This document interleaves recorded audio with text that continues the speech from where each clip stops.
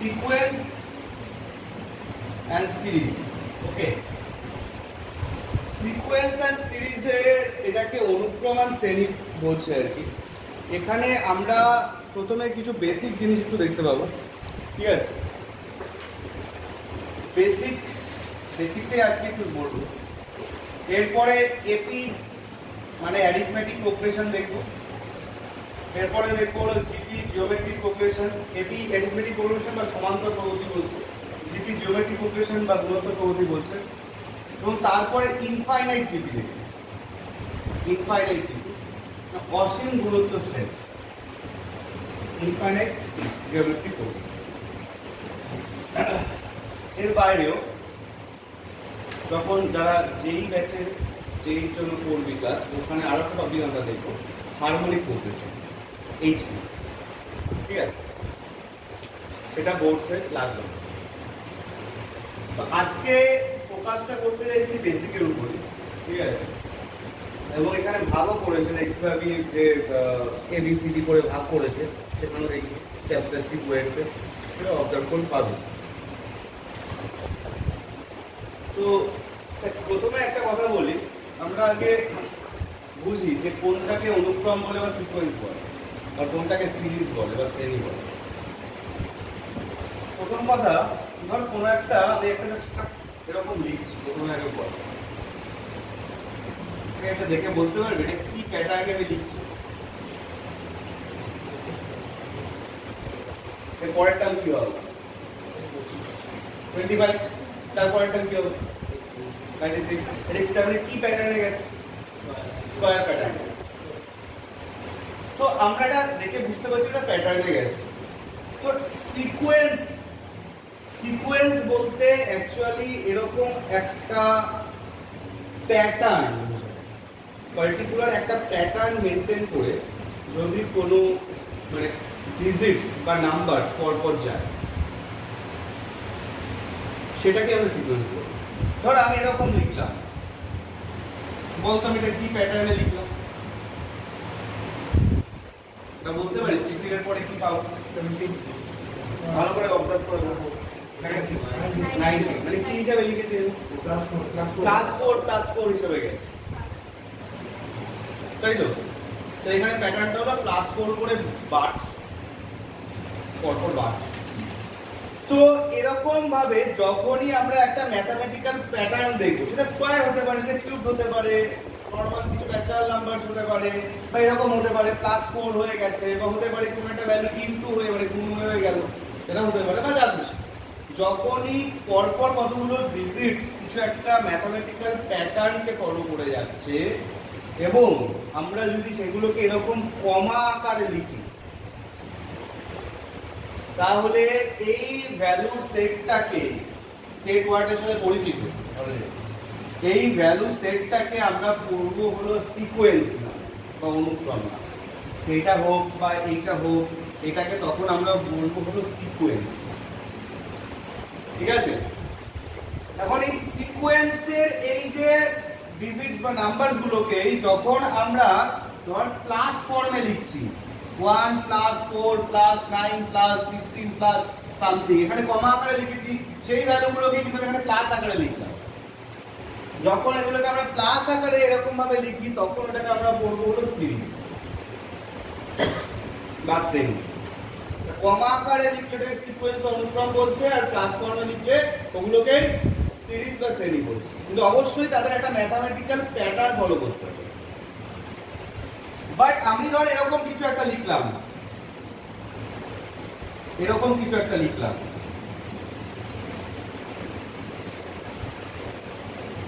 তুই এখানে কি কোনো প্যাটার্ন দেখতে পাচ্ছিস?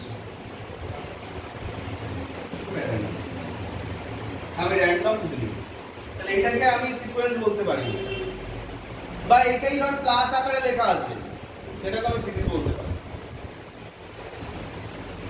আমাদের ক্লিয়ার হয়েছে? ঠিক আছে? তো আমরা ফার্স্ট বা বেসিকে রয়েছি, ধরে নিলাম। তো এখানে আমরা দেখ কি করব, এখানে আমরা কিছু প্রবলেমকে একটুখানি বুঝি। দেখ প্রবলেমে ঢুকে যাচ্ছে সরাসরি। ধর আমি এখানে তোকে জানতে চাইলাম কি এর সেভেন্থ টার্ম কি হবে, 7 নম্বর পদটা কি হবে?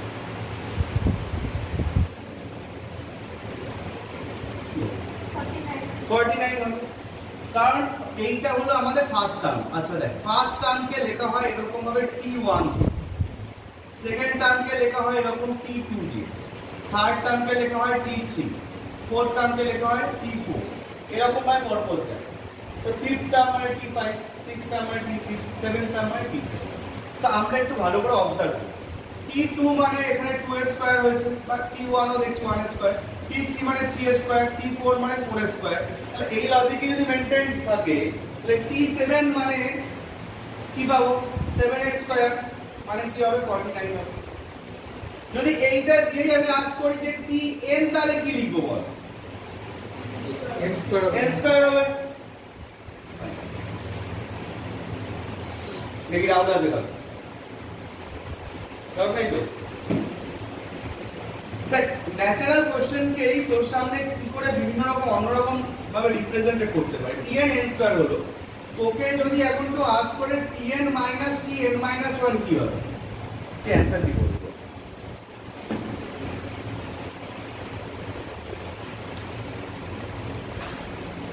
তোকে যদি কনসেপ্ট ক্লিয়ার থাকে ইজি অ্যানসার করতে পারবে। n square minus 1 minus 1 square, so n square minus Tn এর জন্য n স্কয়ার, আর n মাইনাস 1 এর জন্য মাঝখানে মাইনাস মাইনাস কি বলছি, n মাইনাস 1 এর জন্য n মাইনাস 1 এর হোল স্কয়ার। তো এবার আমাকে বল এখানে ক্যালকুলেশন করলে n স্কয়ার ক্যান্সেল হয়ে তো আমরা এখানে কি অ্যানসার পাবো না? এখানে কি পাচ্ছি, এখানে যদি এটা ব্রেক করতাম ও এটা পাচ্ছি এরকম। এবার এটা n স্কয়ার ক্যান্সেল হলে তাহলে অ্যানসার পাচ্ছি 2n মাইনাস 1, 2n মাইনাস 1। তো এরকম ভাবে যদি একটা জিনিস রিক্রিয়েট করে একটা প্রবলেম কেস, এটা ভিতরে ঢুকে যেতে হবে,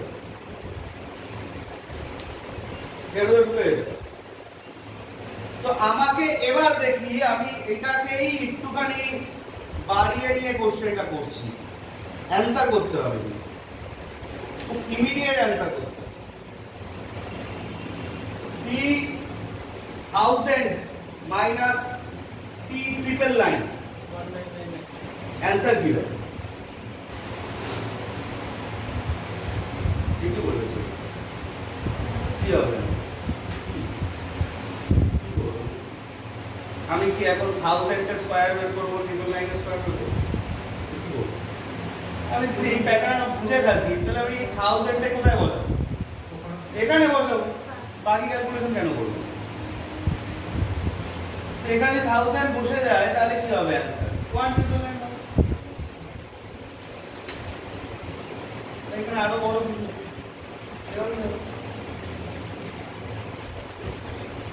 এইটাই হলো মজার বিষয় যে সিকোয়েন্স বা এরপরেও যা যা পরবর্তী জিনিস আসবে, যখন আমরা প্যাটার্নকে অবজার্ভ করবো, প্যাটার্নকে ধরে নেবো, আমরা nth টার্ম বের করতে পারবো বা nth টার্মের হেল্পে অন্য যে কোনো টার্ম বের করতে পারি। সেটা চাইলে n মাইনাস 1 এর টার্ম হোক, সেটা চাইলে n প্লাস 1 এর টার্ম হোক, বা সেটা চাইলে অন্য কোনো রেজাল্ট হোক, সেগুলোর জন্য আমরা ভেরি ইজিলি উপায় করতে পারি। এটা হলো সিকোয়েন্সের ভ্যালু। বোঝা যাচ্ছে কথাটা? আচ্ছা, এবার এখানটা একটু বলতে পারিস এইটা কি প্যাটার্নে গেছে? এখানে গেছে 3, 7, 11, 15। যদিও এই স্পেসিফিক এই টপিকটা আমরা এপিতে আরো ভালোভাবে করবো, অবশ্যই ওখানে ফর্মুলাও পাবো এপিতে। আপাতত আমরা ধরে নিচ্ছি এপিকেও জানি না, এরকম জায়গায় দাঁড়িয়ে 3, 7, 11, 15 এরকম ভাবে গেছে। এখানে যদি আমি জানতে চাইতাম তোর কাছে T7 কি হবে, সেকেন্ড সিরিজটার কোশ্চেন করছি, মানে সিরিজ না সেকেন্ড সিকোয়েন্সের কোশ্চেন করছি, T7 কি হবে, তার কি অ্যানসার করছি সেকেন্ড সিরিজটা 27 কিভাবে করলি, 3 বার 4 যোগ করে দেবো। তাহলে আমি যদি আবার জিজ্ঞেস করি T100 কি হবে, তাহলে অ্যানসার কি হবে, কতবার 4 যোগ করবো?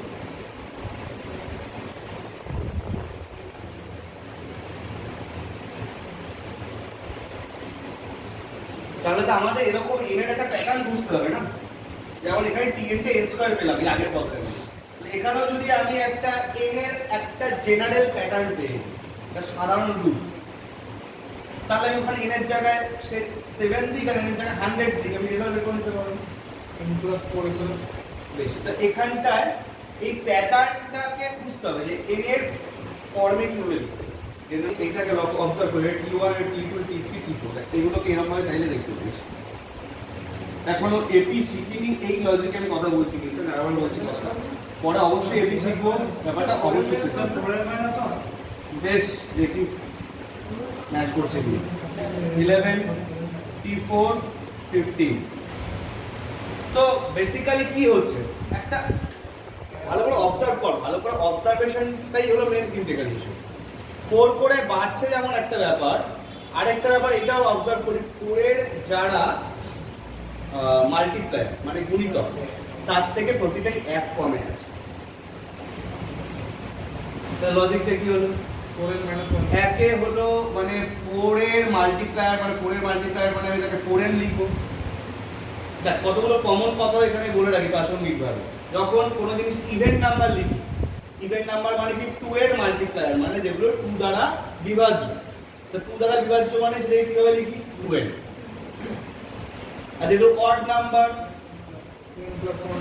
হয় 2n+1 অথবা 2n -1, মানে যেগুলো কি 2 দ্বারা বিভাজ্য নয়, 2 দ্বারা বিভাজ্য নয় মানে অড নাম্বার বা বিজোড় সংখ্যা, হয় 2n+1 অথবা 2n -1।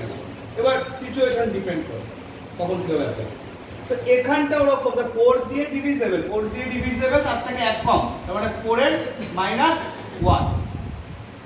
তারপর এখানে এবং অবজার্ভ করি এটা, তার মানে কি অবশ্যই এটা 4 * 1 - 1 হচ্ছে, এটা 4 * 2 - 1 হচ্ছে। আমরা চাইলে এরকম ভাবে আগে দেখে নিতে পারি। তাহলে therefore tn মানে জেনারেল টার্ম বা সাধারণ রূপ কি হবে 4n -1। এখন আমার কোশ্চেনটা কি ছিল, কোশ্চেনটা কি ছিল আমি জিজ্ঞেস করলাম মাঝখানে যে ধর 7th টার্ম কি হবে, এই 7th টার্ম জানতে চাইতাম, তাহলে হতো কি t7 4 * 7 - 1 মানে 27। পরের কোশ্চেনটা বললাম t100 কি হবে 4 * 100 - 1, তাহলে 399। তাহলে তুই যেই জেনারেল টার্মটা বুঝে গেলি একবার, তুই ওখানে n এর জায়গায় ভ্যালু বসে ইজিলি করে ফেলতে পারছিস। এটা হচ্ছে বেনিফিটের জায়গা। তোকে বাই অবজারভেশন প্যাটার্নটাকে ভালো করে বুঝতে হবে, করে সেইখানে থেকে একটা জেনারেল ফর্ম ক্রিয়েট করতে হবে n দিয়ে, তার বেসিসে তোকে যেই কোশ্চেনটাই করুক কেন সেটার অ্যান্সার করতে হবে।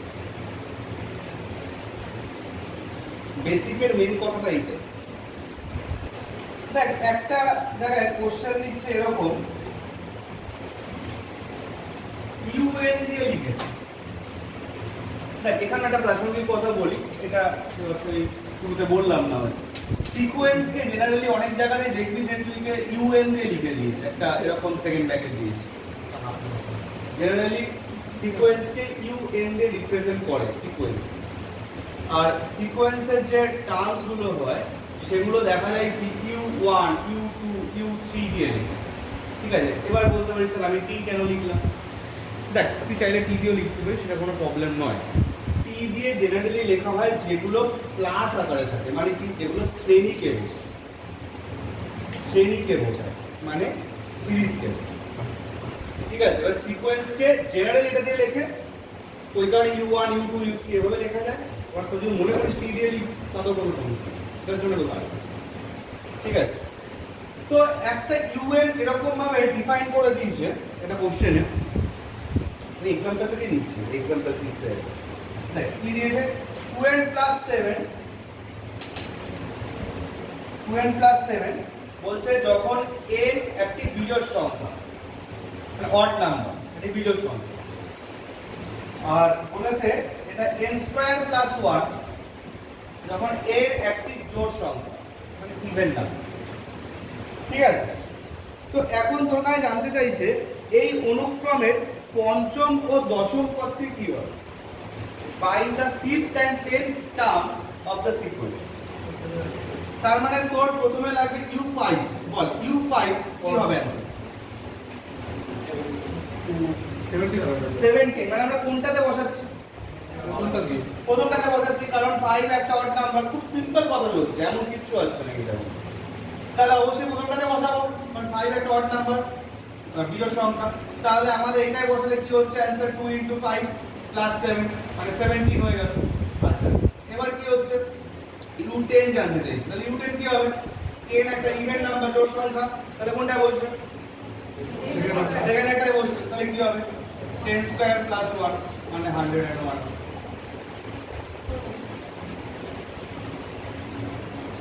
কি ডাউট আছে? ক্লিয়ার?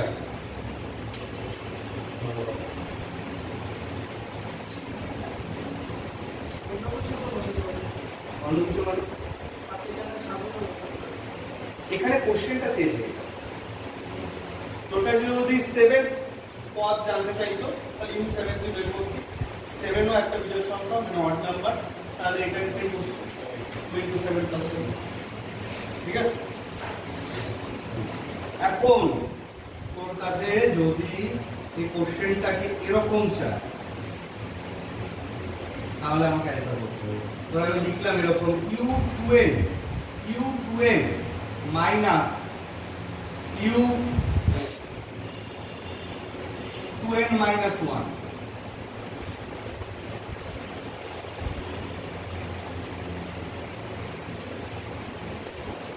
কি লিখবো? এই সাইডে একটা অর্ডার নিয়ম তো করব, এই সাইডটা কার জন্য করব? অড মানে ইভেন্ট, এই সাইডটা ইভেন্টের জন্য করব আর এটা অড। এই জিনিসটা আমাদের খেয়াল করতে হবে। তারপর ভেরি সিম্পল কথা হলো, তাহলে এটা যদি ইভেন্টের জন্য করি তাহলে এখানে কি লিখবো বলো? n এর জন্য n আছে, 2n এর জন্য কি লিখবো? 2n² + 1 2n whole square plus 1 minus কি লিখবো? মানে এই 2n - 1 টা এখানে পুট করব, তাই তো? 1 এর জন্য তাহলে কি হবে? -2 * 2n - 1 + 7 এরকম আসবে। দেখি ডাউট আছে তো very clearly 4n² + 1 -4n -2 + 7। So finally কি পাচ্ছি 4n² - 4n + 6 নাকি +6।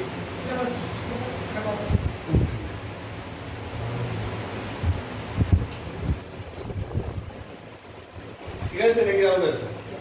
এবার ইচ্ছা করে এখানে 2n না যদি 2n + 4 দিত, 2n + 4 মানে তো সেন্স করতে হবে তো ইভেন নাম্বার না অড নাম্বার কিসে আছে? ইভেন আছে। তাহলে এখানে n এর প্লেসে কি বসবে? 2n + 4 বলেছি, তাহলে কি বসবে n এর প্লেসে?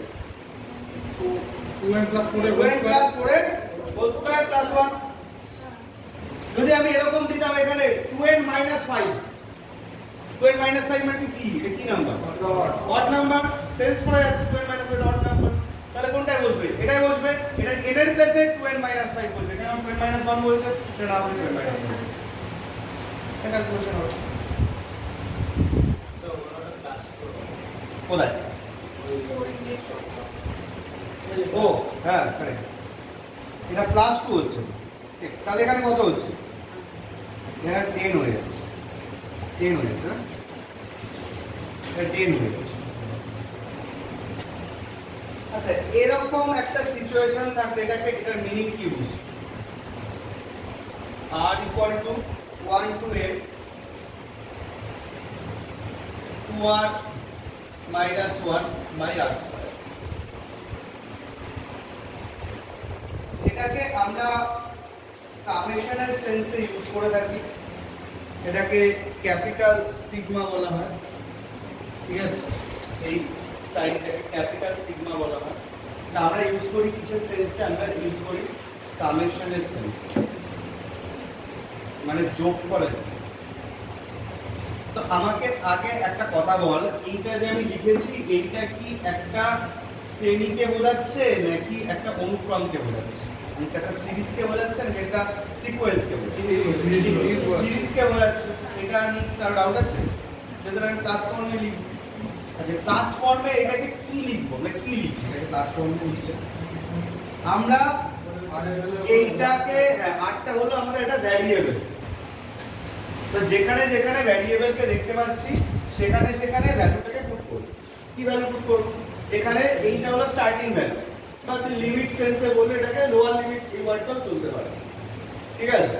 তো স্টার্টিং ভ্যালু বা লোয়ার লিমিট, আর এই যে উপরে যে ভ্যালুটা লেখা আছে সেটা হলো আমাদের একটা এন্ডিং ভ্যালু বা আপার লিমিট।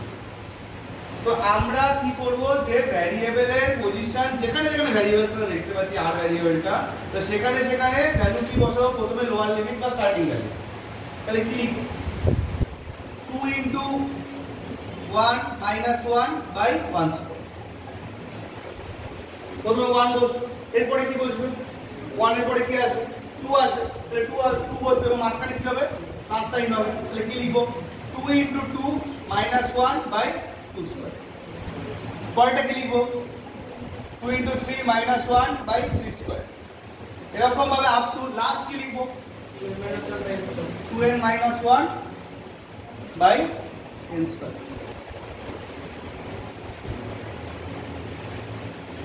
এই তো এরকম একটা কোশ্চেন লিখে তোকে যদি এখন এরকম জানতে চায় যে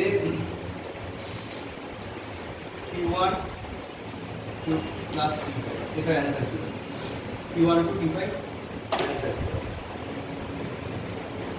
তোর কাছে অ্যাকচুয়ালি কি জানে, তোর কাছে এইটা আছে, মানে এটা তো আছে 1 প্লাস 3/4 প্লাস 5/9, এরকম করে তুই এর পরেরটা কি পাবি, 7/16, বা তারপরটা কি পাবে, 9/25। তো এটা থেকে তো যদি কোনো একটা সামেশন করা দরকার পড়ে, সেটা তুই চাইলে এলসিএম করে বা লসাগু করে একটা অ্যান্সার বের করে নিতে পারিস। তো তোর স্পেসিফিক অ্যান্সার, ঠিক আছে? বা এই জিনিসটাকেই তোকে তোর সামনে আরেকটা কিভাবে রিপ্রেজেন্ট করে দিতে পারি, তোকে এরকম ভাবে সামনে রিপ্রেজেন্ট করে দিই যে এইটা তাহলে then find the value of, দেখ আমি দেখ রিপ্রেজেন্টটা করছি কি, then find the value of EI। তোকে এটা দিয়ে দিয়েছে, দিয়ে তারপর জানতে চাইছে find the value of EI, মানে কি বোঝাচ্ছে, মানে একই, মানে EI মানে কি 1 2 এরকম আপ টু 5, মানে এই সামনে জানতে চাইছে। একটা কোশ্চেনকে বিভিন্ন রকম ভাবে ঘুরিয়ে তোর সামনে সলিউশন যে এটা থেকে এখান থেকে বলছি, যদি একটি শ্রেণীর প্রথম n সংখ্যক পদের সমষ্টি, একটি শ্রেণীর প্রথম n সংখ্যক পদের সমষ্টি বলছি, কিন্তু ওয়ার্ডটা খেয়াল করতে হবে, 2n স্কয়ার প্লাস 3n হয়, তবে শ্রেণীটি নির্ণয় করো। পদের সমষ্টি মানে তোকে টোটাল যোগফলটা দিচ্ছি। জেনারেলি টোটাল যোগফল বা টোটাল সামেশন বোঝাতে আমরা s ইউজ করি, কোন একটা টার্ম বোঝাতে আমরা t ইউজ করি, সেটা যদি শ্রেণীর হয় মানে সিরিজের হয়, আর যদি সেটা সিকোয়েন্সের হয় সেটা জেনারেলি আমরা u ইউজ করি, u1 u2, আর সিরিজের হলো t1 t, ঠিক আছে? আর যদি কোনো যোগফল, টোটাল যোগফলের অ্যানসার কিছু একটা বোঝায়, সেটাকে আমরা s ইউজ করি, s ফর সামেশন। sn টা দিয়েছে অ্যাকচুয়ালি কি, কোশ্চেন অনুযায়ী 2n স্কয়ার প্লাস 3n, এটা তোর কাছে ইনফরমেশন আছে। এখান থেকে বললো কি শ্রেণীটা কি আছে সেটা নির্ণয়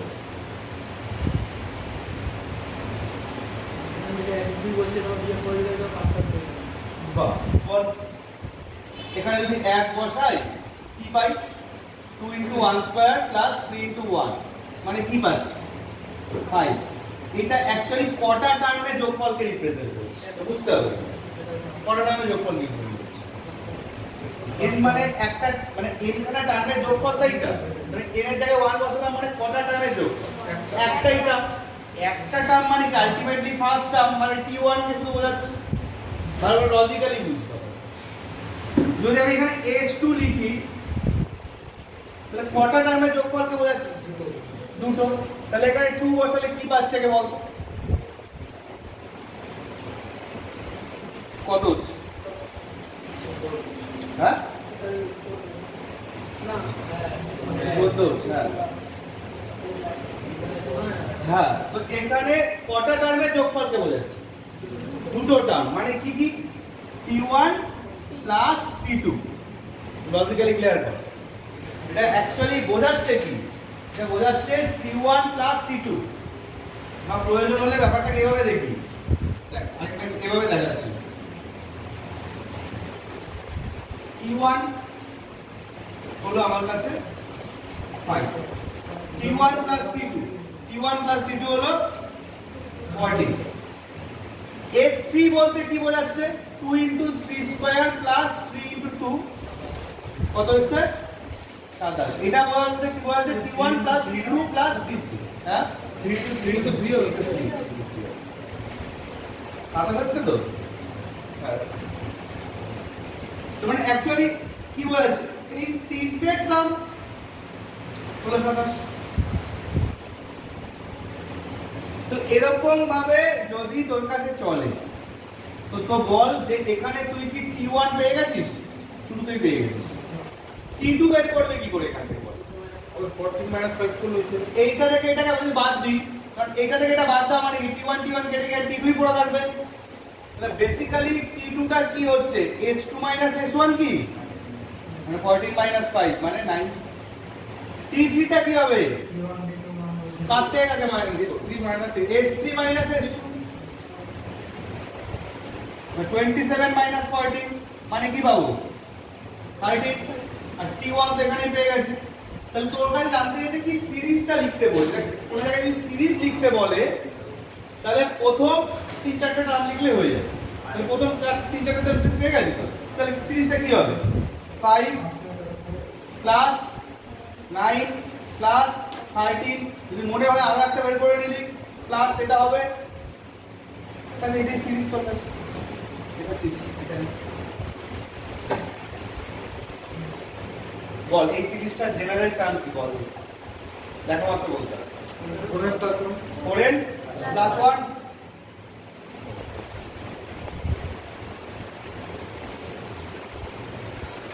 আরেকটা কথা বলে রাখি, আমরা এইভাবে না করে আরেকটা এইরকম কাজও ডিরেক্টলি করতে পারি। যে কোনো টার্ম বের করার জন্য আমরা Sn - Sn-1 এইভাবেও কাজ করতে পারি। অ্যাকচুয়ালি এই কাজটাই করছি, সেটা 2, 3, 1 এসব দিয়ে না করে n এবং n-1 এর করছি। সেটা অল্টারনেটিভ ওয়ে করছি। এইভাবে তো অবশ্যই হয়ে গেছে, মানে সলভ হয়ে গেছে, কিন্তু একটা অল্টারনেটিভ ওয়েও আমরা দেখে রাখবো, অনেক প্রয়োজনে কাজে লাগে। এটি থেকেও কিন্তু আমি যা বলছি ওভারঅল একটা কনসেপচুয়াল ডিসকাশনের উপর বলছি, বা খুব জেনারেল ভাবে কথাগুলো বলছি। যখন যে টপিকটা চলবে সেখানেও কিন্তু এগুলো কাজে লাগবে, তার সাথে কোন নিজস্ব জিনিসগুলো কাজে লাগবে। ঠিক আছে, মানে এপিতে যখন থাকবে এপি নিজস্ব জিনিস লাগবে, তার সাথে জেনারেল জিনিসগুলো লাগবে। ঠিক আছে, তো কোনো জায়গায় আমাদের এইভাবে যেমন আমরা বের করছি, পাশাপাশি আমরা চাইলে এইভাবে ডিরেক্টলি বের করতে পারি যে কি হবে Sn - Sn-1। Sn বলতে কি বুঝছি যে এইটা 2n² + 3n, আর Sn-1 বলতে কি বুঝি? এখানে কি লিখব? n এর জায়গায় n-1 n এর জায়গায় n-1 বসাবো, তাই তো? এরকম হবে অর্থাৎ এখান থেকে কি আসছে? এখান থেকে কি আসছে?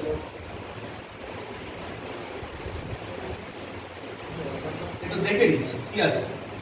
2n² + 3n minus whole square বের করলে 2n² - 4n + 2 + 3n - 3,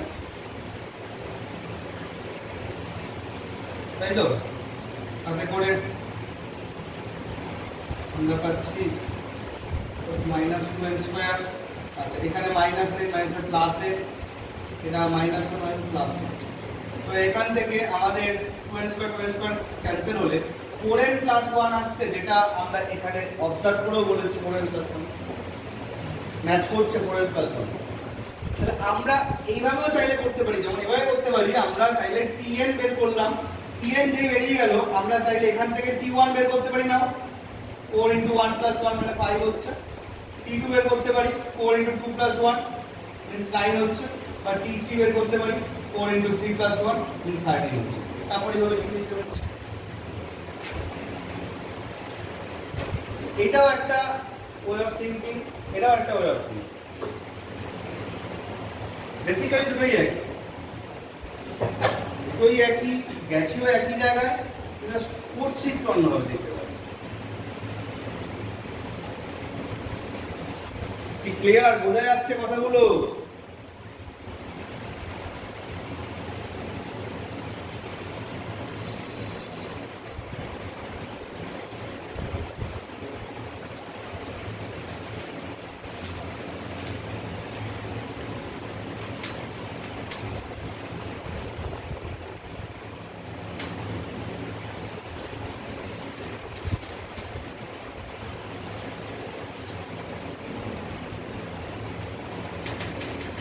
আজকে আমি বেশি কিছু আর পড়াবো না, ঠিক আছে? আমি ছেড়ে দেবো, এখনই ছেড়ে দিচ্ছি। আমি জাস্ট একটু এই জায়গাটায় আসি যখন, একটু হালকা একটা আইডিয়া বলে রাখছি। এপি বা অ্যারিথমেটিক প্রোগ্রেশন বা সমান্তর প্রগতি বলতে অ্যাকচুয়ালি কি বুঝি? দেখ, বাংলা ওয়ার্ডটায় সহজ ব্যাপারটা খেয়াল করতে হবে। সমান্তর মানে যার সমান অন্তর আছে, সমান অন্তর আছে, মানে স্পেসিফিক কোনো একটা ডিফারেন্স। আমরা যেমন দেখ এই প্রবলেমটার মধ্যে লাস্ট যেটা আমি পেয়েছি এটাতে অবজার্ভ করতে পারছি এই 5 আর 9 এর মধ্যে কতটা ডিফারেন্স আছে? 4। 9 আর 13 এর মধ্যে 4। তো অবভিয়াসলি তারপরের টার্মও 4 করে করেই বাড়বে, বা নিজেরও আগে অ্যান্সার করলি সেরকম কিছু, তো অবভিয়াসলি 17 হবে। তাহলে এই ধরনের তোর প্রগতিকেই, মানে প্রগতি ওয়ার্ডটা আমার নতুন লাগতে পারে, প্রগতি বা প্রোগ্রেশন ওয়ার্ডটা। প্রগতি বা প্রোগ্রেশন অ্যাকচুয়ালি কিছু না, ওটা শ্রেণীরই একটা ভাগ, সিরিজেরই একটা ভাগ। সিরিজ যখন ফাইনাইট টার্ম পর্যন্ত যায়, ফাইনাইট টার্ম মিন্স ধর সিম্পল সেন্সে বললে যাকে আমরা কাউন্ট করতে পারছি, বা এন্ড সংখ্যক পর্যন্ত গেল, মানে এটা তুই ফাইনাইট, এটা এন্ড পাচ্ছিস, এন্ডটাকে বুঝতে পারছিস। সবসময় কাউন্ট না হলেও তুই অ্যাটলিস্ট এন্ডটাকে বুঝতে পারছিস। যখন তুই কোনো জিনিসের এন্ডকে বুঝতে পারছিস বা কাউন্ট করতে পারছিস, সেই জিনিসটা হলো একটা ফাইনাইট। এন্ডকে বুঝতে পারছিস, যখন কোনো জিনিসের এন্ডকে বুঝতে পারছিস যে এত নাম্বার টার্মে কেউ শেষ হচ্ছে বা এন্ড নাম্বার টার্মে শেষ হচ্ছে, তো তখন সেই জিনিসটাকে বলা হয় প্রগতি বা প্রোগ্রেশন।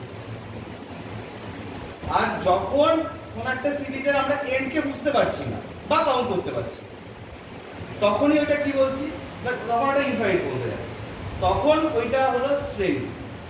প্রপারটা শ্রেণী বা সিরিজই বলি, মানে এইটাও একটা সিরিজ, কিন্তু এই সিরিজটার একটা স্পেসিফিক আরেকটা নাম কি? প্রোগ্রেশন বা প্রগতি। তো এই প্রোগ্রেশন বা প্রগতিরই, এটা কি ধরনের প্রগতি বা প্রোগ্রেশন?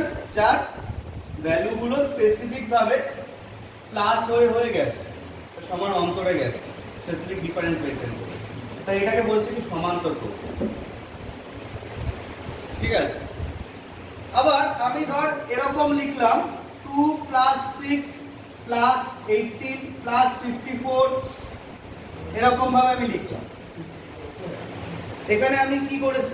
এখানে স্পেসিফিক ভ্যালু প্লাস করে গেলাম, গুণ করে গেলাম। তাই এই ধরনের শ্রেণীকে কি বলছে? গুণোত্তর প্রগতি বা জিপি, জিওমেট্রিক প্রোগ্রেশন। ঠিক আছে? যখন এই জিপিটাই এন্ড পর্যন্ত যাবে তাকে শুধু জিপি বলছে, কিন্তু ওইটাই যখন ইনফাইনাইট পর্যন্ত যাবে তখন ওটাকে জিপি সিরিজ বলছে, ইনফাইনাইট জিপি সিরিজ। এটাকে শুধু প্রোগ্রেশন ওয়ার্ড বলে থাকলে চলবে না, যখন কোনো জিনিস ইনফাইনাইট চলবে, যখন সিরিজ ওয়ার্ডটা আনবে। ঠিক আছে? এর উপরে হোমওয়ার্কটা দেবো, আর কিছুটা সমান্তর প্রগতি থেকে একটা প্রবলেম ক্রিয়েট করে দিচ্ছি। বাট এই যে সমান্তর প্রগতি, তাহলে এটা লিখেছি, এটা লিখলাম 5 + 9 + 13 + 17 এরকম ভাবে গেছে। এইটাকে যেমন আমি একটু আগে ফার্স্ট টার্ম T1 বললাম, এইটাকে সমান্তর প্রগতি বা অ্যারিথমেটিক প্রোগ্রেশন বা এপি ল্যাঙ্গুয়েজে স্মল a দ্বারাও লেখা হয়, শুধু ফার্স্ট এর টার্ম। ঠিক আছে? আর এই যে ডিফারেন্সটা আমরা পাচ্ছি, যেমন এখানে ডিফারেন্স কত? 4, এইটাকে আমরা ডি দ্বারা লিখি, ডি ফর ডিফারেন্স, মানে অন্তর। ঠিক আছে? তো এই ফার্স্ট টার্ম আর ডিফারেন্স ডি এর উপর বেস করে আমরা সমান্তর প্রগতিতেও ফর্মুলা পাবো কি এর, মানে n তম পদে n তম পদের ফর্মুলা কি পাবো a plus n minus 1 into d a plus n minus 1 into d দেখ এই যে n দ্বারা কিন্তু একটা স্পেসিফিক ভ্যালুকে বোঝাচ্ছে যে কোশ্চেনটা আমি বললি যে আমাকে যদি t 10 বের করতে দেয় তবে আমি এখানে 10 নম্বর পদটা বের করতে পারবো আমাকে যদি এখন ইনফাইনাইট তম পদ বের করতে দেয় তার কোনো মিনিং দাঁড়াচ্ছে না আমরা এখন ইনফাইনাইট তম পদ বলতে কি বুঝি এখানে n কে আমরা এই কারণেই লিখছি আমরা কোনো একটা স্পেসিফিক ভ্যালু বের করতে চাইবো ঠিক আছে তো এখন n যাই হোক n তম পদটা কি হচ্ছে a plus n minus 1 into d এটা নিয়ে আরো পরের দিন বুঝবো আমি ডিটেইলিং করব তো এখানে দেখ তো যেমন এখানে a plus n minus 1 into d এই ফর্মুলাটা লাগাস তুই কি লিখবি বল a এর জায়গায় কি লিখবি 5 লিখবি এর জায়গায় কি লিখবি n তো আমি জানি না n তো কোশ্চেনে নেই আপাতত তাহলে n ই লিখবো তুই কোশ্চেনে স্পেসিফিক করে তো আমি সেই ভ্যালুটা লিখবো d এর জায়গায় কি লিখবো আমি কতটা ডিফারেন্স দেখতে পেয়েছি 4 এখানে যদি ক্যালকুলেশন করা হয় এখান থেকে কি পাচ্ছিস 4n ম্যাচ করছে কি ম্যাচ করছে কোনো জিনিস যদি আমরা বুঝে যাই একবার এপিতে আছে আমরা বাই অবজারভেশন যেমন করতে পারি যে একটু আগে অবজারভেশন তে করছিলাম ওই যে কত ছিল আমরা 37 যেটা দিয়েছিল বাই অবজারভেশন আমরা বের করেছি ওটা যদি আমরা মনে করি যে আমরা এপি দিয়ে বের করব তাহলে আমরা করতে পারি তাহলে আমরা বেসিক এপি দিয়ে করব যেগুলো এপির প্যাটার্নে যাচ্ছে ঠিক আছে তো এইভাবে আমরা এপি কে কাজে লাগাই এখন এখানেই যদি তোকে কেউ জানতে চাইতো এই সিরিজটা দিয়ে যে এখানে t100 কি হবে এই সব আর করিস নি হবে t100 কি হবে তুই কি লিখবি এখানে a মানে কি 5 প্লাস 100 মাইনাস 1 ইনটু কি হবে d তো এটা ক্যালকুলেশন করে যা অ্যানসার হবে সেটাই তো অ্যানসার দেখ 100 তম পদটা বা 100 নম্বর পদটা ওই অ্যানসারটা পাবো এইভাবে আমরা এপি কে কাজে লাগাই অ্যারিথমেটিক প্রোগ্রেশন বা সমান্তরাল এপির যোগফলের সূত্র আছে এপির আন্ডারেও আবার এপির ভেতরে এপি এইসব ব্যাপার আছে ঠিক আছে সেগুলো আমি পরের দিন বুঝবো আজকে আমি অত ইয়ে করছি না ঠিক আছে আমি এই হোমওয়ার্ক দিচ্ছি এই বেসিকটাই এখানে বেসিকে বলতে এখানে পেজ নতুন বইয়ের হিসাবে পেজ 44 বোঝাচ্ছে এটা হলো মেইন হোমওয়ার্ক আর এপির কনসেপ্টের উপর আগেও কাজ হয়েছে এপি কনসেপ্টের উপর আগেও কাজ হয়েছে কথাটা আমি কেন বললাম আমি আগে অনেকবার বলেছি এ বি সি তিনটে যদি এপিতে থাকে কি হয় p - a = c - b হয় এরকম ধরনের কথা বা এরকম ধরনের কাজ অনেক কিছু হয়েছে ট্রিগোনোমেট্রিতে বা ক্যালকুলাস অন্য জায়গায় করেছিস ঠিক আছে তো একটু এই যে মার্কস 2 এর 1 থেকে 5 বেসিক আর হলো মার্কস 2 এর 1 থেকে 5 এগুলো একটুখানি করে আসবি